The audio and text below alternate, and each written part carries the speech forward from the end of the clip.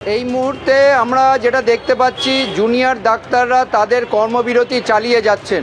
Mascot spin control ল্যাবের পরীক্ষায় এটি প্রমাণিত। কেয়াসেট আলোপেক্স পেন্টা অ্যাক্টিভ নতুন চুল গজাতে সাহায্য করে, চুল পড়া বন্ধ করে। কেয়াসেট আলোপেক্স পেন্টা অ্যাক্টিভ 10 হেয়ার ফল প্রবলেমের একমাত্র সলিউশন।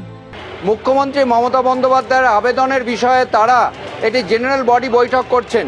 এই মঞ্চের সামনে রয়েছে এবং মঞ্চে ইতিমধ্যে যারা আন্দোলনকারী তারা বসে আছেন আমরা দেখতে পাচ্ছি এবং একাংশ জেনারেল বডি বৈঠক করছেন।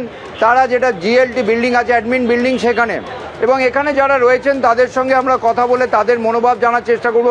আপনারা তো এখানে আন্দোলন চলছে, তো জিবি জেনারেল বডি বৈঠক হচ্ছে না আপনাদের কোনো? এখন হচ্ছে আই গেস, ভেতরে আমরা যাইনি সেটা এখন। এইখানে জেনারেল বডি বৈঠক হচ্ছে এবং সেই বৈঠকে অধিকাংশ যারা আছেন আন্দোলনকারী তারা গিয়েছেন। তাদের বক্তব্য মমতা বন্দ্যোপাধ্যায়ের যে গতকাল তিনি যা বলেছেন তা নিয়ে আলোচনা হবে, সমস্ত কিছুই সিদ্ধান্ত হবে। এর পাশাপাশি তারা আজকে যেটা স্পষ্ট করেছেন, বিকেলে একটি কনভেনশন আছে প্রফেসরদের সঙ্গে, সেই প্রফেসরদের নিয়ে তারা কনভেনশন করবেন, কনভেনশন করে প্রফেসরদেরকে তাদের যে অবস্থান তাদের যে বক্তব্য জানাবেন। অন্যদিকে হাসপাতাল কর্তৃপক্ষের তরফ থেকে যেটা বলা হচ্ছে যে তারা পরিষেবা স্বাভাবিক রাখার জন্যে সিনিয়র প্রফেসর থেকে মেডিকেল অফিসার সকলকে নিয়ে আউটডোর, এমার্জেন্সি, ট্রমা সমস্তই চালু রেখেছে, যদিও রোগীর সংখ্যা কম। জিলাম, ধন্যবাদ। এদিকে আগামী 7 দিনের জন্য বিজেপি কিন্তু নিজেদের কর্মসূচি ঘোষণা করেছে। ডোরিনা ক্রসিং এ বিজেপির তপশিলি মোর্চার ধর্ণা ঘিরে এবার নতুন বিতর্ক তৈরি হলো।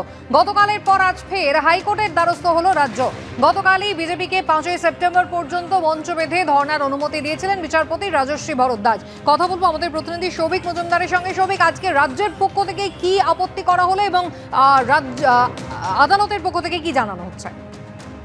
দেখো, যেমনটা তুমি জানো যে গতকাল বিচারপতি রাজর্ষি ভরদ্বাজ তিনি নির্দেশ দেন যে বিজেপির তপশিলি মোর্চা তারা আজকে অর্থাৎ 29শে আগস্ট থেকে 5ই সেপ্টেম্বর পর্যন্ত তারা ওখানে অবস্থান বিক্ষোভ করতে পারবেন। এখন মাননীয় বিচারপতি ভরদ্বাজ যখন তার নির্দেশনামা লিখছেন, সেই নির্দেশনামায় লেখা ছিল ডোরিনা ক্রসিং অথবা ওয়াই চ্যানেলে বিজেপির তপশিলি মোর্চা তাদের এই অবস্থান বিক্ষোভ চালিয়ে নিয়ে যেতে পারবেন। এখন তারপরে রাজ্যের বক্তব্য হলো, যখন এই নির্দেশনামা হাতে আসে তারপরেই তারা বিজেপির তপশিলি মোর্চার আইনজীবীকে ফোন করে বলেন যে আগামীকাল অর্থাৎ আজকে তারা এই বিষয়ে বিচারপতি ভরদ্বাজের দৃষ্টি আকর্ষণ করবেন। কিন্তু রাজ্যের বক্তব্য হলো আজকে সকাল থেকেই বিজেপির তপশিলি মোর্চা তারা ডোরিনা ক্রসিং এ অবস্থান মঞ্চ তৈরি করে সেখানে ইতিমধ্যে অবস্থান শুরু করে দিয়েছেন।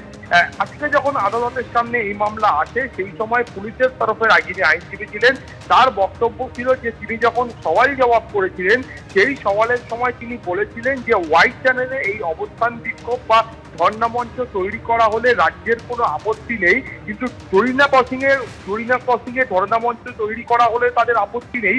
এই ধরনের কোনো বক্তব্য তিনি পেশ করেননি। ফলত ডোরিনা ক্রসিং এ এই যে মঞ্চ তৈরি করে তারা অবস্থান বিক্ষোভ করছেন সেখানে তাদের আপত্তি রয়েছে। তার কারণ ওইখানে সভামঞ্চ তৈরি হলে বা ধর্ণা মঞ্চ তৈরি হলে সেখানে বহু সাধারণ মানুষের অসুবিধা হবে। ফলত এর তারা বিরোধিতা করছেন। অতএব অবিলম্বে ওই অংশটিকে আবারও পুনরায় বিবেচনা করে প্রয়োজনীয় নির্দেশ দেওয়া হোক। মাননীয় বিচারপতি ভরদ্বাজের বক্তব্য হচ্ছে যে তার যে ধারণা ছিল সেই ধারণা অনুযায়ী ডোরিনা ক্রসিং শেষ হলেই হোয়াইট চ্যানেল শুরু হয়। ফলত এই মুহূর্তে তার পক্ষে যেহেতু তার নির্দেশ ইতিমধ্যেই দেওয়া হয়ে গিয়েছে এবং নির্দেশ কার্যকর হয়ে সেখানে অবস্থান শুরুও হয়ে গিয়েছে, ফলে এই মুহূর্তে তার কিছু করা